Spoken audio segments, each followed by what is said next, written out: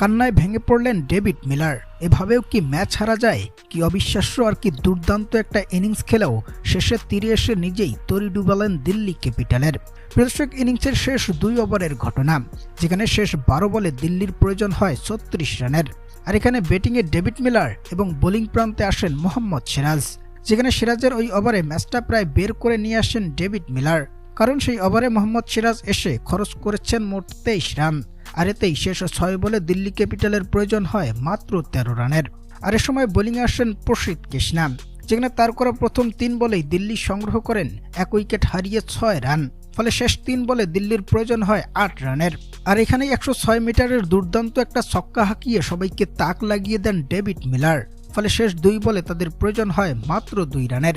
আর এখানেই ডেভিড মিলারের একটা ভুল সিদ্ধান্ত ডুবিয়ে দিয়েছে দিল্লি ক্যাপিটালকে, যেখানে ওভারের 5ম ডেলিভারিটা ব্যাটে বলে কানেকশন করিয়েও রান না নিয়ে তিনি ভেবেছেন এই বলে রান নিয়ে ম্যাচ ড্র না করে শেষ বলে 2 রান নিয়ে ম্যাচ জেতাবেন।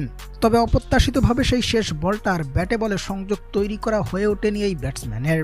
ফলে একটা রান নিয়ে ম্যাচ ড্র করার উদ্দেশ্যে ছুটলে উইকেটরক্ষক বল ধরে রান আউট করে দেন এবং সবশেষে মাত্র 1 রানের ব্যবধানে হেরে যায় দিল্লি ক্যাপিটাল।